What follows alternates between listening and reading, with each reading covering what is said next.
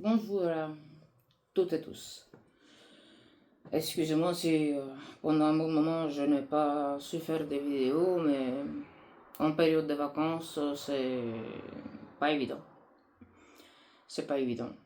J'ai fait une vidéo en italien euh, peu après la parodie d'ouverture des Jeux Olympiques pour exprimer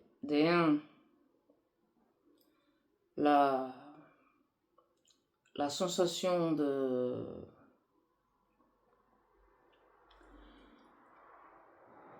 douleur et de manque de respect pour ce qui s'est passé dans la cérémonie. Donc je pense que maintenant tout le monde est au courant que une parodie blasphème sur sur la sur les jeudis saints, les cadres qui représentent le dernier dîner de Jésus avec ses apôtres, là où il a institué la Sainte Eucharistie, a été profané par une parodie dégoûtante et bon, tout le monde, je pense, a vu les images. Les évêques français, ils ont directement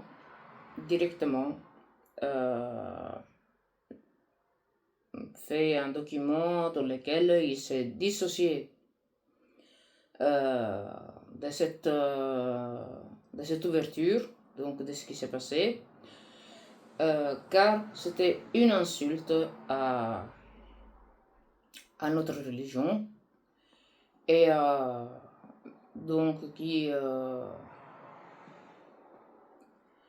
n'était pas du tout d'accord avec ce que Macron a effectué. En traitant les Jeux Olympiques, bien sûr, c'est un trou dans l'eau parce qu'elles vont très mal. Mais ce qui m'a perturbé, c'est que les soi-disant Pape François Bergoglio, dans l'Angelus qui a suivi cette parade d'ouverture, a dit, textuelle parole, pendant que dans le monde il y a tellement de gens qui souffrent par la faim et à vivre dans un état déployable, on continue à construire des armes en gaspillant les ressources. Ça, c'est un scandale que la communauté internationale ne devrait pas tolérer. Et contre l'esprit de fraternité des Jeux Olympiques qui viennent de commencer.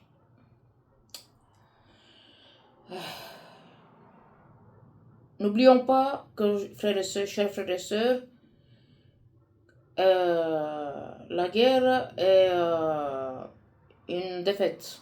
Oui, c'est vrai que la guerre est une défaite. Les guerres n'apportent jamais rien de bon. Voilà, là il termine. Et il prend un autre discours.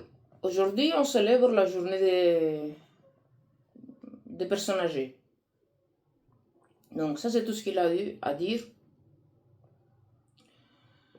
juste après le début des Jeux Olympiques. Pour un pape, c'est vraiment le maximum qu'on peut avoir. Oui, ce sont les papes comme Jean-Paul II et Benoît XVI qui auraient crié à la blasphémie en criant qu'ils ne devaient pas se permettre d'insulter Dieu et notre Seigneur Jésus-Christ. Non. Ça va juste contre l'esprit de fraternité des Jeux olympiques qui ont commencé.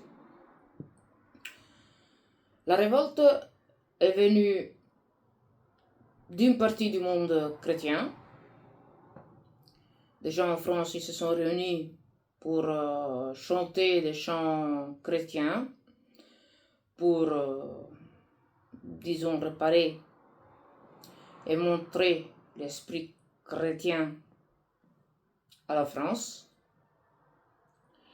Mais il y a eu une chose que personne peut-être s'attendait.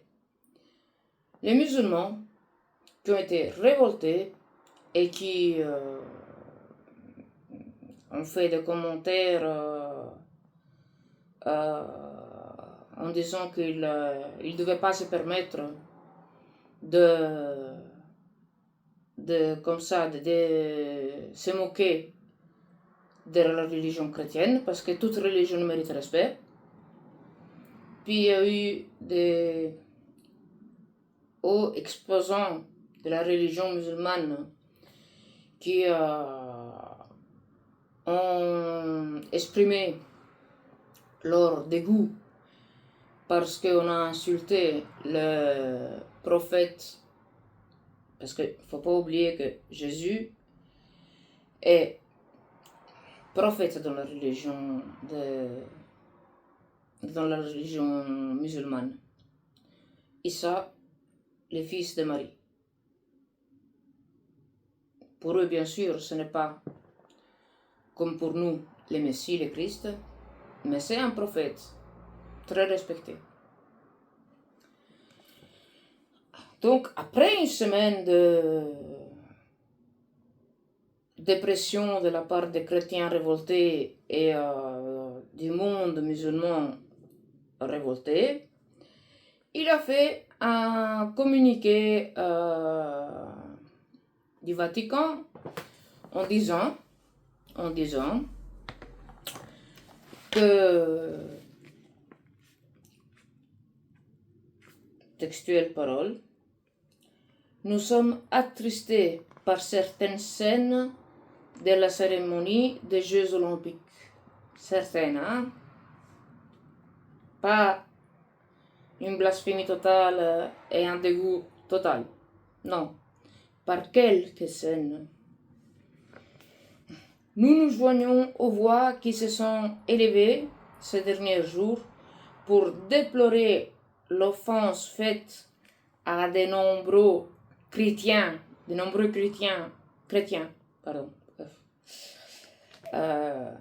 entre Italie et français, pour le moment, je m'ouvre un petit peu. Nombreux chrétiens et croyants des autres religions, mais ils ne dénoncent pas la blasphémie contre notre Seigneur Jésus-Christ. Ils ne parlent pas de Dieu, ils parlent juste de l'offense faite aux hommes et non pas à Dieu. Donc ça veut dire que les hommes sont plus importants de Dieu pour ceux que vous appelez Pape François. Maintenant, je voudrais donc Pape François, il met les hommes au-dessus de la très sainte Trinité et de notre Seigneur Jésus-Christ. Maintenant, je voudrais vous parler de la situation au Vatican depuis exactement le 6 juin. Je vous ai déjà expliqué 1000 fois pourquoi Bergoglio il n'est pas le pape légitime par les lois de l'Église, car Benoît XVI n'a pas rendu le munus, donc l'investiture divine. Il a juste renoncé au ministérium, donc à la possibilité d'administrer le munus. Voilà. Au temps de Jean-Paul II et de Benoît XVI, ça aurait fait excusez-moi le terme, un bordel mondial. Un bordel mondial. Juste après les Jeux Olympiques, j'ai vu une vidéo de Macron qui heureux comme un enfant à qui on a donné du chocolat ou des bonbons. Remercier tous ceux qui avaient participé à la parade en disant qu'ils ont été extraordinaires, qu'ils avaient su faire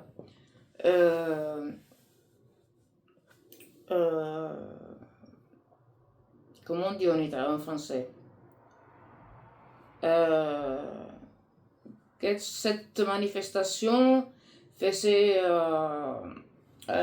montrer la grandeur de la France.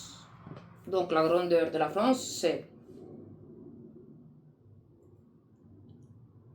blasphème pour Macron, hein, parce qu'il y a des Français qui sont hyper révoltés, pour Macron. Donc la grandeur de la France, c'est la blasphémie.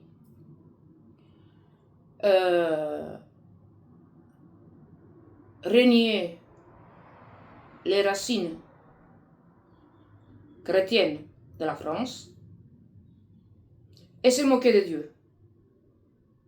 Ça, pour Macron, c'est la grandeur de la France. Et moi, ce qui m'a dégoûté, c'est déjà la première intervention de Pape François, comme vous l'appelez, excusez-moi, Bergoglio, c'est plus simple, tout le monde comprend, et voilà. De Bergoglio, à l'Angelus, suivant cette parodie blasphème, hérétique, et tout ce que vous voulez y ajouter, vous pouvez y ajouter, il n'y a pas de mots à ça. Donc, il y a la guerre, on gaspille, et c'est contre le sentiment de fraternité des Jeux Olympiques. Pas un mot sur les blasphémies qui se sont passées. Puis après que des musulmans, des simples musulmans, parce que j'ai vu plus de réactions des musulmans que des chrétiens dans les commentaires. Puis il y a eu des imams qui ont crié au manque de respect de la religion chrétienne et à leur prophète. Donc, après toutes ces pressions, il est attristé, il est juste attristé pour ces chrétiens qui se sont sentis blessés, voilà. Et il élève sa voix, donc la voix du Vatican, avec la voix des gens qui ont été offensés, chrétiens et croyants des autres religions. Où est-ce qu'il est Jésus dans tout ça? Où est-ce qu'il est Dieu dans tout ça? Où il est le pape qui défend notre Seigneur Jésus-Christ? Ah oui, non, bien sûr, Jésus faisait les cons, hein. Jésus était sale. Jésus était métis. Ce n'était pas le vrai fils de Dieu, il était métis. Parce que la Sainte Vierge Marie, en étant métisse, a métissé Jésus. Donc, voilà. Et puis, comme je vous disais, je vais parler du 6 juin de cette année jusqu'à maintenant. Alors, le 6 juin, le Dr Cianci, dont je vous ai déjà énormément parlé, journaliste, écrivain, qui a étudié 24 heures sur 24, 7 sur 7, la déclaration de Benoît XVI, et qui a fait comprendre du siège en péché car la bédication ne respectait pas les lois de l'Église et donc les conclaves étaient nuls et ne donner aucun pouvoir à Bergoglio, a présenté une instance avec tout ça, avec les, comme on appelle maintenant en français, avec les,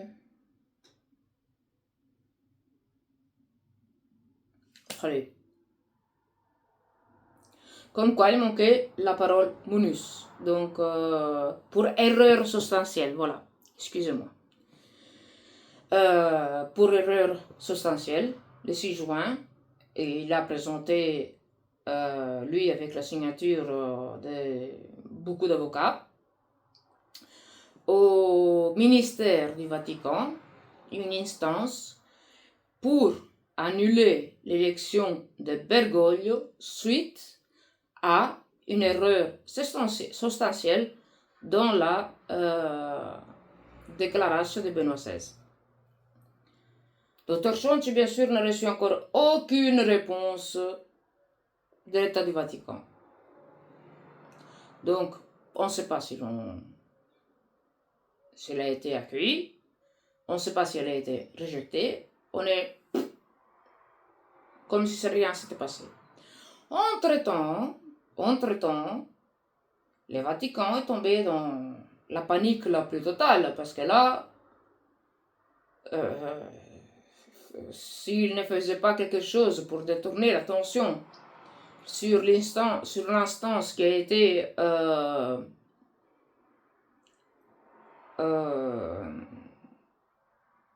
présentée par le Dr. Cianci et les avocats,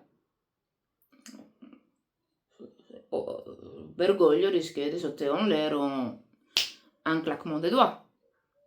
Alors ils ont commencé à chercher. Monseigneur Vigano, qui pendant des années a parlé mal comme pas possible de Bergoglio, mal à la pas possible, mais il n'a jamais été touché. Qui a créé une organisation, une association pour récolter de l'argent, pour aider des bonnes sœurs, que finalement les bonnes sœurs ont refusé l'aide de Vigano parce qu'ils n'ont pas voulu dire la raison, mais on imagine bien. Et quand on demande qu'est-ce qu'il fait avec cet argent, je peux rien dire parce que ça risque d'être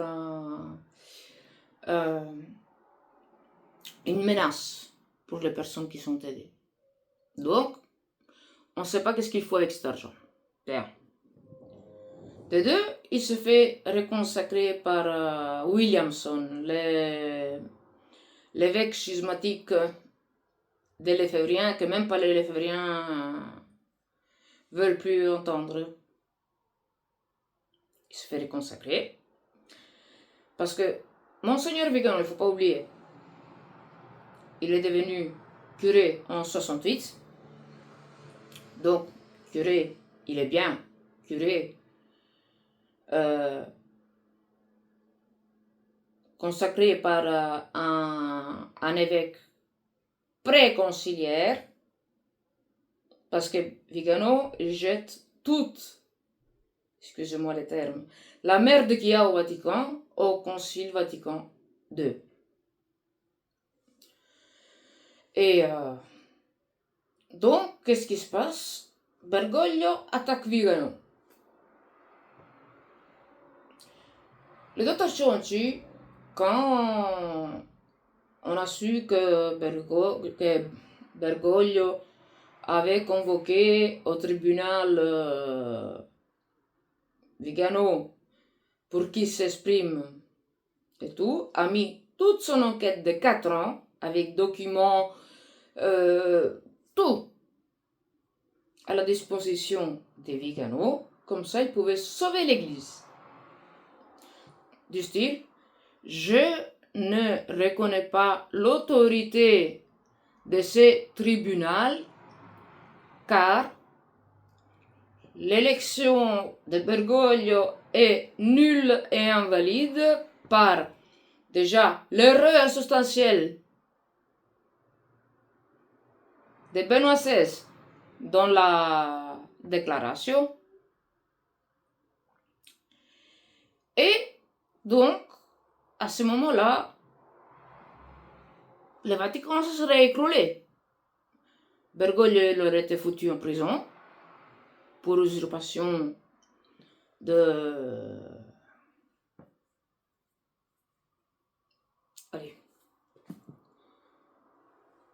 d'une charge qu'il n'avait pas.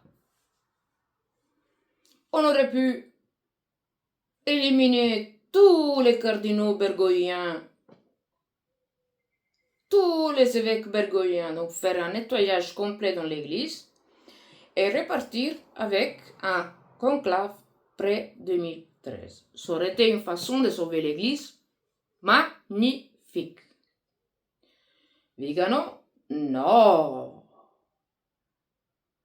Il s'est bien gardé de dire que Benoît XVI était un siège empêché par les lois de l'Église, qu'il ne reconnaissait pas l'autorité de ce tribunal car il y avait une erreur substantielle dans la déclaration de Benoît XVI, et donc là, le conclave qui avait élu Bergoglio était illégitime et nul. Non, qu'est-ce qui sort du cylindre, Vigano? Je ne me présente pas à ce tribunal car je ne reconnais pas l'autorité du Vatican de tous les papes post-conciliaires. Donc là, par la fausse église de Bergoglio, était quand même bien mérité là. Mais l'excommunication. Mais lui, il tombe aussi dans la communication late sententiae.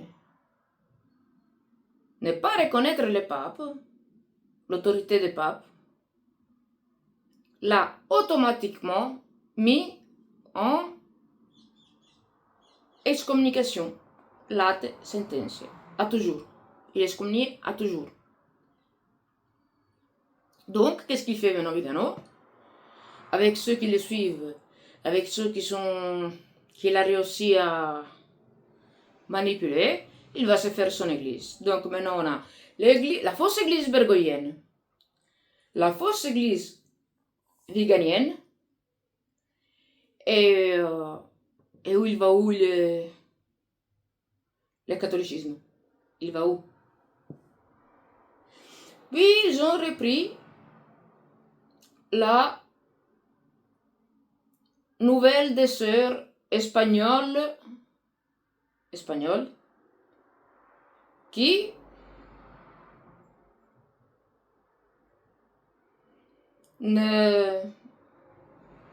n'acceptaient pas Bergoglio comme pape et qui disaient que le Vatican c'était un cirque.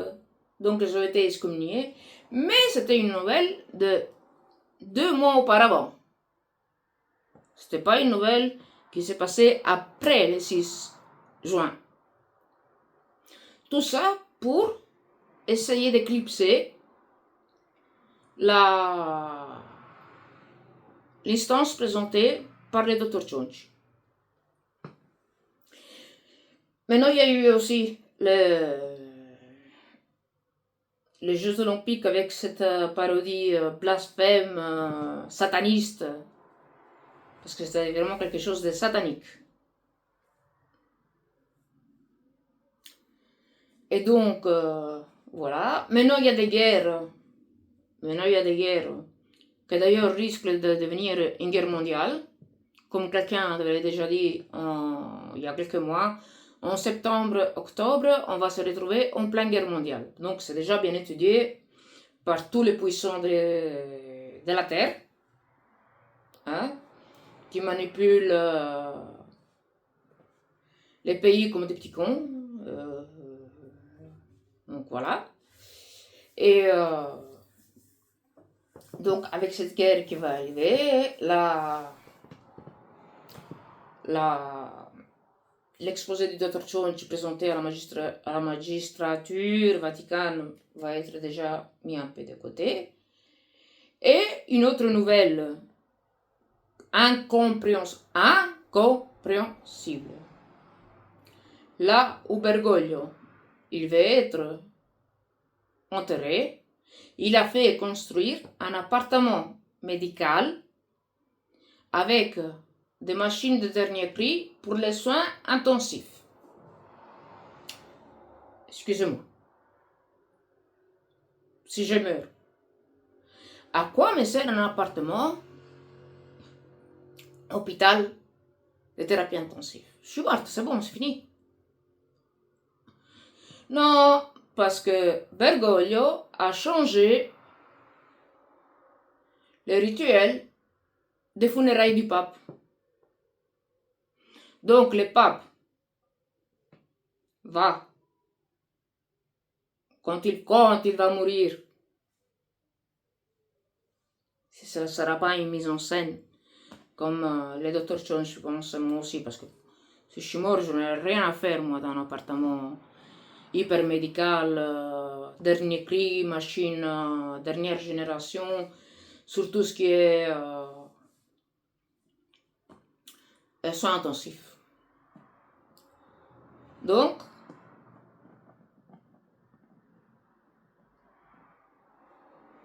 une fois qu'il est mort, il ne sera plus exposé à la foule pour que la foule puisse voir que le pape est décédé. Lui, il va avoir une veille par les siens, des stricts collaborateurs de Bergoglio. On va lui voiler le visage, chose qu'on fait après les 3 jours de veille, avec les cercueils ouverts, comme ça a toujours été. Et ils vont fermer directement les cercueils, donc à Saint-Pierre, il n'y aura pas l'exposition du pape pendant 3 jours pour que les fidèles puissent leur rendre un dernier hommage et vérifier avec leurs yeux que le pape n'est plus là. Non, ils vont se retrouver avec un cercueil fermé, un jour où ils pourront porter hommage au soi-disant pape, et puis directement apporté au lieu où il doit être. Donc, si on fait jouer un petit peu l'imagination, ça se peut que, vu qu'il voit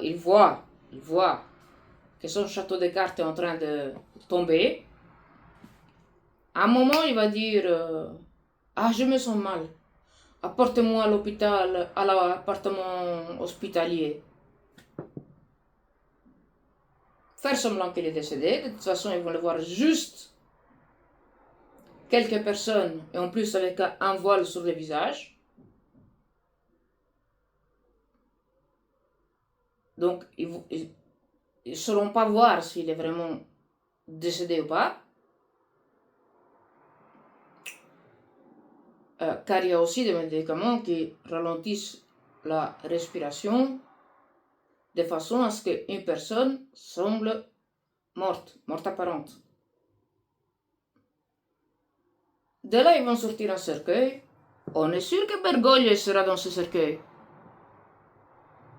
Qu'il ne sera pas bien caché dans son appartement hospitalier et que quand les choses vont se calmer, il va pas se casser ailleurs. Parce qu'il voit que tout doucement les gens commencent à se réveiller. Il voit que personne ne le suit. Ils ont juste peur de lui, donc ils sont sous dictature et ils obéissent à la dictature.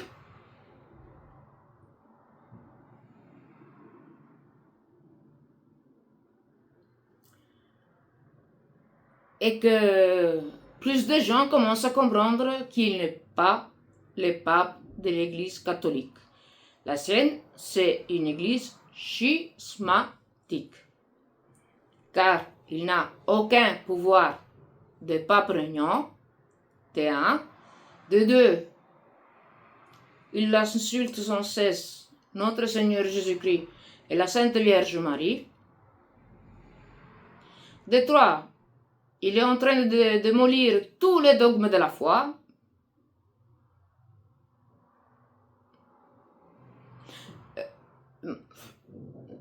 Moi, je ne comprends pas une chose. Comment les gens ne voient pas la différence depuis que Benoît XVI est décédé à aujourd'hui? Quel changement elle a fait la soi-disant Église catholique depuis que Benoît XVI, pape Benoît XVI n'est plus là, à aujourd'hui?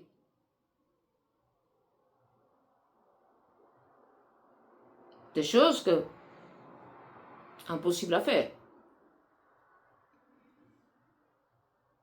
Il y a même un cardinal qui a proposé de retirer de la Bible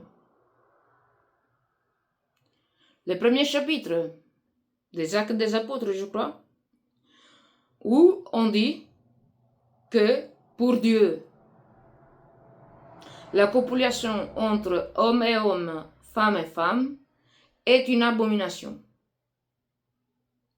Comme ça, si on enlève ça de la Bible, voilà, c'est pas...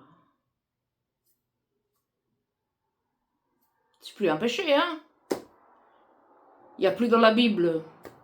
Donc, retoucher les paroles de notre Seigneur Jésus-Christ et des apôtres inspirés par le Saint-Esprit pour mondialiser l'Église. Vous comprenez? On a les preuves que la déclaration de Benoît XVI, elle a été manipulée. Et ça, on sait le voir juste dans la traduction allemande. Parce que munus et ministerium, dans la langue vulgaire, même s'il y a un mot pour chaque, donc munus, office, ministerium, service. Mais dans les langues vulgaires, donc dans les langues descendant du latin, français, espagnol, portugais, italien, ministerium, ministerium, ministerium, ministerium, partout, ministère, ministère, ministère, ministère, partout. Juste dans la langue allemande, il y a les munus, amt, ministère, service.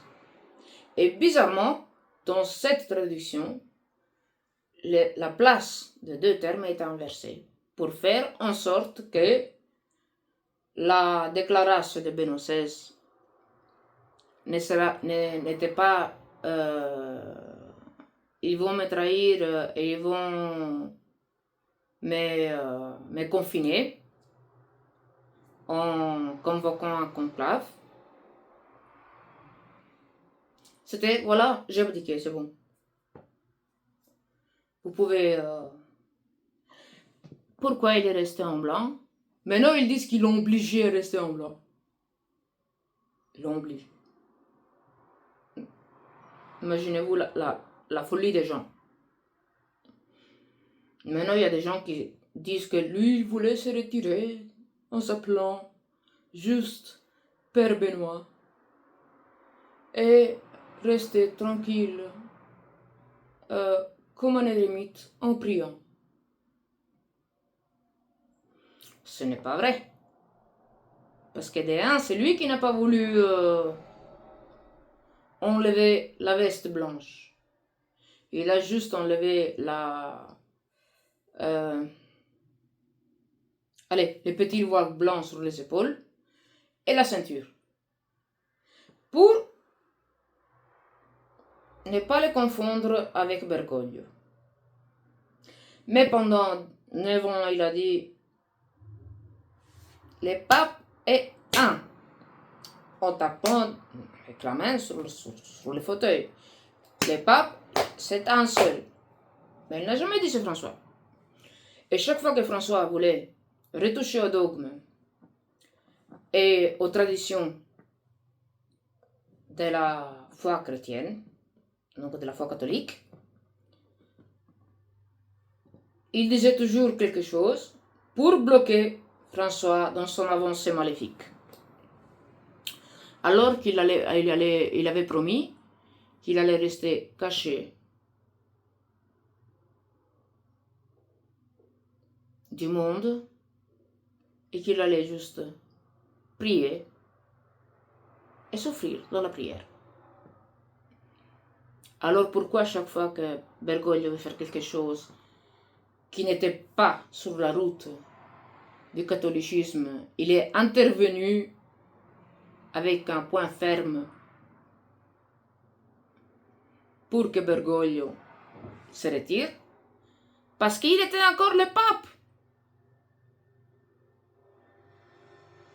Parce qu'il est resté le pape régnant jusqu'à la fin de sa vie.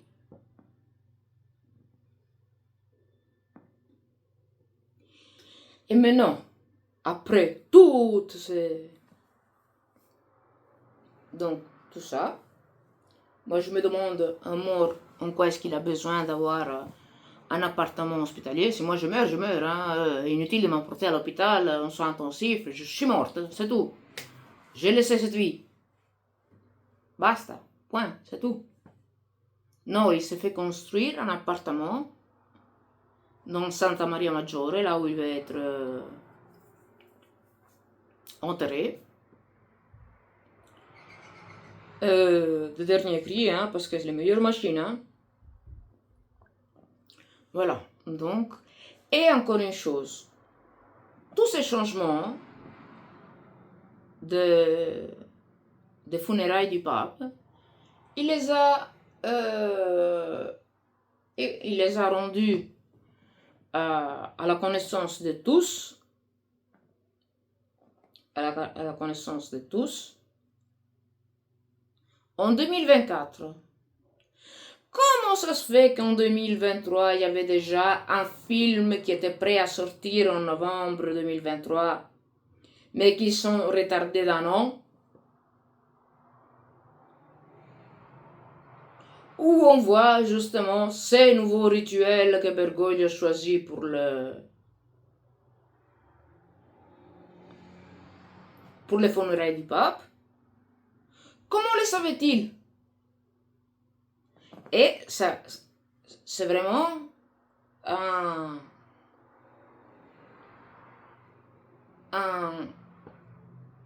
film qui prend toutes les étapes que Bergoglio a mis.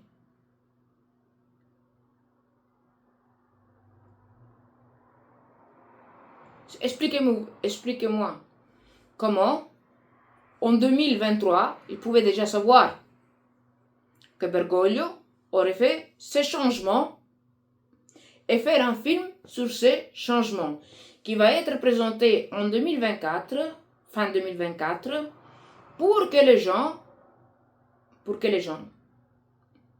donc ils ont dit qu'il y a ce film, Le Conclave, je crois qu'il s'appelle, qui est déjà prêt depuis 2023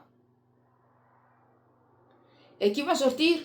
Donc ils ont dit qu'il y a ce film 6 mois avant sa sortie. Pourquoi? Pour déjà travailler sur l'esprit des gens quand il y aura les funérailles de Bergoglio. Parce que c'est impossible qu'un régiste écrive un film basé sur les conclaves avec des consignes qu'il ne connaît normalement pas, mais qui correspondent exactement à 100% aux nouvelles funérailles du pape qui ont été publiées en 2024. Quelque chose ne tourne pas rond. Ça veut dire que c'était déjà élaboré déjà depuis bien avant, et que les régistes étaient déjà au courant des changements que Bergoglio allait faire sur les funérailles du pontife. Donc voilà, j'ai un petit peu résumé, pas en vitesse parce que ça a quand même duré 40 minutes, ce qui s'est passé de 6 juin jusqu'à maintenant. Donc pour le moment, il y a tout. Il y a tout. Réflecteur sur Vigano, réflecteur sur la guerre, réflecteur sur, sauf sur l'instance que le docteur Chonch a présenté avec la signature de 5 ou 6 avocats, un dossier de 100 pages présenté à la magistrature vaticane. Ça, c'est la seule chose dont il ne parle pas. Puis il vous parle de guerre, il vous parle de famine, il vous parle de maladie. Ah, la maladie qui va sortir maintenant. Qui est sortie et qu'ils veulent convoquer une réunion urgente de l'OMS, donc de l'Organisation mondiale de la santé, pour s'éveiller du singe. Et peut-être qu'ils vont encore une fois nous enfermer et nous priver de notre liberté. Parce que de ce que je peux lire, ce que j'ai pu lire dans certains journaux et tout ça, ça ressemble au Covid-19 là, hein? Sécurité mondiale, patati, patata, mesures urgentes à prendre. Donc, qu'est-ce qu'ils vont faire? Ils vont encore une fois, nous référer des crasses d'un vaccin qui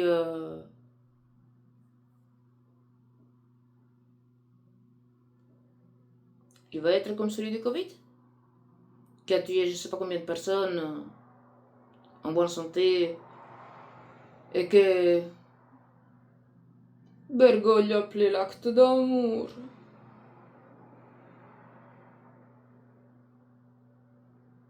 L'acte d'amour qui a mis du poison dans nos corps. Et non, ils veulent vraiment déjà décimer la population, parce que c'est justement le but de l'ordre mondial. En 2030, déjà avoir la population réduite à 1/10. Donc dans ces 6 ans qui restent, on va se retrouver avec plein de pandémies, on va se retrouver avec la guerre, on va se retrouver avec... J'ose pas imaginer. Je préfère ne pas imaginer. C'est pas que j'ose pas, je préfère ne pas imaginer. On prendra les jours, comment ça vient. Mais, faut pas oublier que celui qui devrait être le vicaire du Christ, et qui n'a pas voulu l'être, qui a enlevé le vicariat du Christ du nom pontife, a dit, après plus qu'une semaine et de pression du monde chrétien, du monde musulman, avec des imams de haut niveau. Après ça, qu'est-ce qu'il a dit? Nous sommes attristés de certaines scènes, hein, juste certaines scènes. Ça n'a pas été une parodie satanique du début à la fin, non, juste certaines scènes. De la cérémonie des Jeux Olympiques. Nous nous joignons aux voix qui se sont élevées dans ces derniers jours pour déplorer l'offense aux millions de chrétiens et aux croyants des autres religions. Il n'a pas mentionné d'eux. Il n'a pas mentionné notre Seigneur Jésus-Christ, car c'est lui qui a été visé avec le dernier cénacle où il a institué l'Eucharistie, qui, rappelons-nous, est vrai corps, vraie chair de notre Seigneur Jésus-Christ. Dans ce petit bout de pain qu'on voit, il y a le corps de notre Seigneur Jésus-Christ, ce n'est plus du pain. Et je peux le confirmer car moi je suis cœliaque. Si je touche la moindre trace de farine pendant ce jour, je suis au lit, et vraiment juste une légère contamination. Je suis 5 jours au lit à prendre des médicaments et à croire que je suis en train de mourir, tellement les douleurs de la réaction allergique au gluten. Je prends la Sainte Eucharistie, j'ai rien. J'ai aucun symptôme de cœliakie. Donc ce n'est pas du pain, c'est le corps du Christ. Chose que beaucoup de chrétiens ont oublié. Donc voilà. Il ne demande pas pardon pour l'offense qui a été faite à notre Seigneur Jésus-Christ, à Dieu, aux hommes. Parce que maintenant, les hommes sont plus importants que Dieu. Dieu doit disparaître de la face de la terre. Avec Bergoglio, Dieu doit disparaître de la face de la terre, vous n'avez pas compris. Il le cite une, deux fois vraiment quand il ne sait pas faire autrement. Mais Dieu doit disparaître de la terre. Donc, offense faite aux hommes, aux chrétiens et croyants des autres religions. Où sont les papes qui crient à la blasphémie, à l'apostasie de la foi? Ils sont où? Il est où les papes? Il n'y a pas de pape. Il y a juste un maçon qui veut ruiner l'Église catholique de l'intérieur. Voilà.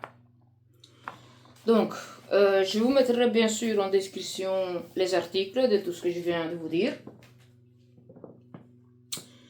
Et comme ça, qui veut approfondir peut tranquillement aller lire les articles en description.